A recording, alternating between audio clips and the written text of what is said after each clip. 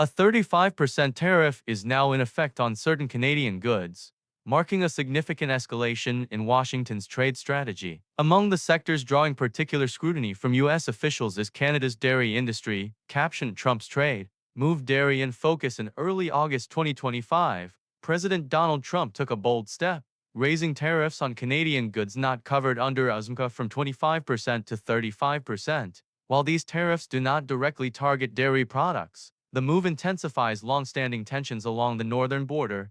Canada's dairy supply management system has long been a point of friction. President Trump has frequently characterized it as an unfair mechanism that shields Canadian farmers while limiting American access to the market. With broader tariffs now in place and trade discussions under strain, the question is whether this strategy can influence the system Canada has pledged to defend. Supply management in Canada is designed to protect domestic dairy farms. It limits production levels and controls how much foreign product can enter the Canadian market. U.S. dairy imports, for example, are capped at roughly 3.5% of the Canadian market. If that threshold is exceeded, tariffs jump dramatically up to 241% on milk and nearly 298.5% on butter. The Canadian Border Services Agency notes that this system has been in place for over 6 decades, stabilizing prices and safeguarding thousands of family-run farms from being outcompeted by massive U.S. operations with tens of thousands of cows.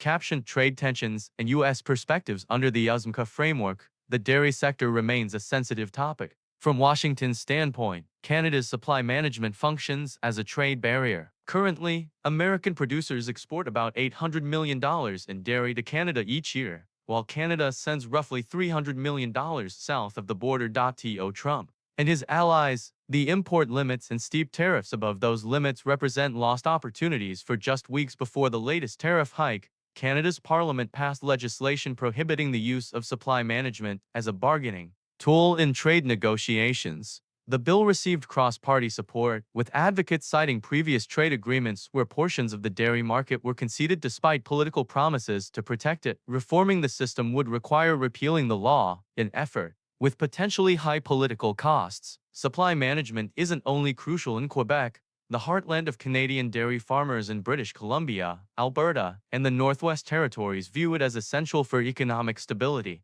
It represents a rare national consensus in an otherwise divided political landscape. Canadian officials, including Prime Minister Mark Carney, recognize the stakes. Loosening supply management too far could allow foreign dairy to capture up to 18% of the domestic market. Industry groups warn that this could destabilize the system entirely, potentially resulting in farm closures, job losses, and declining rural economies. Canada also holds leverage in its own right. The U.S. relies on Canada for energy, critical minerals, and integrated auto supply chains, illustrating that trade relations between the two nations are deeply interdependent. As tariffs rise and negotiations remain tense, both nations weigh economic interests against domestic protections. Highlighting the complexities of U.S.-Canada trade in 2025, President Trump may have expected a familiar playbook to work: apply tariffs, demand policy changes, and secure a quick win. Instead, Canada's legal protections and political consensus have slowed progress. The dairy sector remains shielded, with Ottawa signaling it would rather walk away from an unfavorable deal than compromise on supply management. Meanwhile, U.S. dairy producers continue to contend with oversupply, volatile prices, and stiff international competition. Raising tariffs on Canadian goods carries its own risks. Some American importers may experience greater challenges than U.S. farmers gain benefits, a reminder that not every trade tactic produces the intended outcome. In Michigan, the heart of the U.S. auto industry, concerns are mounting. Governor officials have directly flagged the potential damage from new tariffs to President Trump, particularly affecting the automotive sector. Over the summer, Trump's tariff measures have already begun to hit home. General Motors reported a $1 billion decline in second-quarter profits, attributing much of the impact to import taxes. Stellantis posted a $2.7 billion loss in the first half of 2025, citing tariffs as a key factor. Ford's results are forthcoming, but analysts anticipate a similar trend. Trump frames these tariffs as a way to revitalize U.S. manufacturing. Yet in Detroit and across Michigan, rising costs and tighter margins are evident. Factory operations face increased pressure as tariffs affect critical imported materials. Since June 2025, Imported steel and aluminum essential for vehicle frames, chassis, and components carry a 50% tariff. Canada, the largest aluminum supplier to the U.S., now faces a 35% tariff on non-USMCA goods as of August 1st. Mexico received a 90-day delay, but still faces the threat of 50% duties if negotiations fail. Outside North America, India's tariffs on certain automotive parts and materials have risen to 50%. Even products far removed from the assembly line, leather, textiles, and interior trim from Asia, are impacted. Modern vehicles rely on complex global supply chains, meaning a made-in-America car can still depend on dozens of imported components. Many U.S.-based suppliers themselves import critical subcomponents, now taxed heavily before reaching Michigan assembly floors. So far, U.S. automakers have absorbed these costs to maintain competitive pricing. However, the Center for Automotive Research estimates that 25% tariffs on autos and parts alone could add $18 billion in costs for 2025. This doesn't include the compounding effects of 50% steel and aluminum duties or additional tariffs from multiple trading partners. The Alliance for Automotive Innovation warns that these expenses will inevitably be passed on to consumers.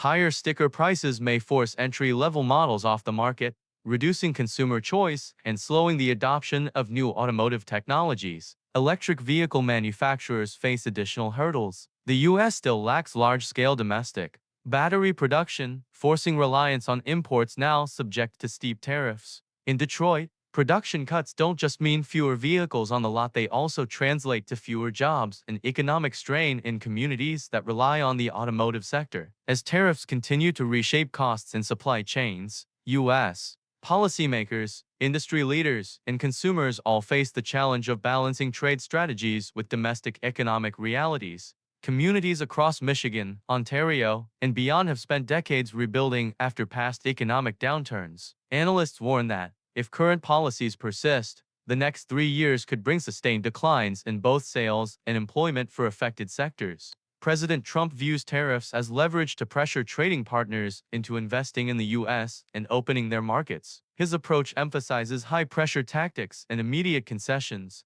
Canada's Prime Minister, Mark Carney, has remained firm. Most Canadian exports remain tariff-free under USMCA, while the government actively seeks new trade avenues abroad.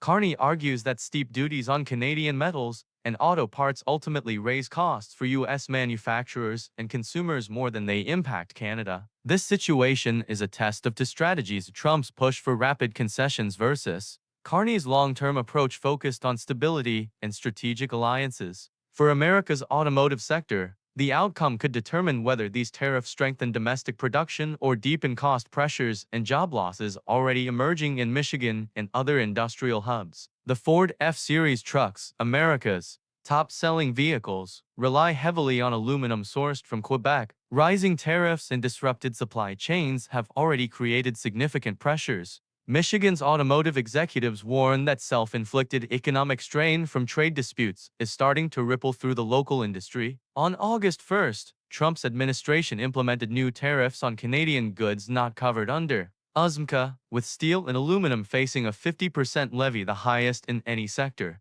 Unlike prior tariffs, this measure directly targets Canada's core industrial exports, including the materials vital to North America's auto supply chain. The impact has been immediate. Canada supplies critical components to U.S. automakers, from chassis frames to precision-engineered auto parts. When tariffs rise, Canadian exporters often experience the squeeze first, triggering a domino effect across the industry. The Canadian Auto Parts Manufacturers Association reports that U.S. exports have already dropped between 25% and 35%, depending on the company. These numbers reflect more than just lost sales. They represent idle factories, layoffs, and a chilling effect on long-standing business relationships. For example, Conquest Steel in Toronto saw a sharp decline in U.S. orders earlier this year, not due to actual tariff enforcement, but because of the uncertainty created by the potential policy shift. Businesses paused transactions to avoid financial risk, demonstrating how perceived instability alone can disrupt trade.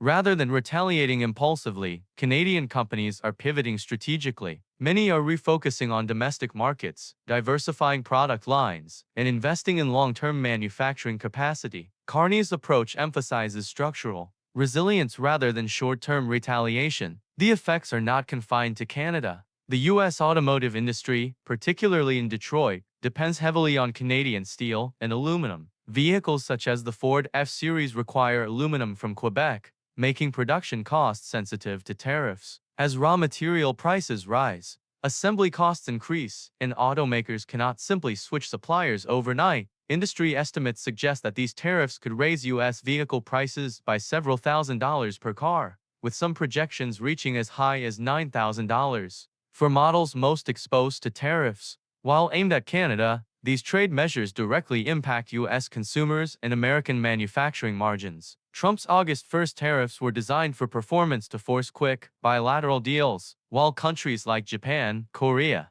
and parts of the EU accepted expedited arrangements. Canada refused to follow the pattern. Carney's government made it clear that signing a bad deal under pressure was not an option, prioritizing structural stability over short-term concessions. Canada's inward investments and market diversification reflect a broader strategic approach. While the country adapts, U.S. automakers remain locked into disrupted supply chains, facing rising costs and uncertain production timelines. The tension highlights the interdependence of North American industries. While the intention is to pressure a neighboring economy, the repercussions are far-reaching. Steel tariffs may be aimed at Canada, but the shockwaves are felt across Michigan, Ontario, and the broader U.S. industrial base. This situation is more than a trade dispute. It is a test of economic leadership, supply chain strategy, and industrial resilience. As the pressure mounts, Canada is leveraging legal protections and market adaptability, while U.S. industries contend with rising input costs, potential layoffs, and long-term uncertainty.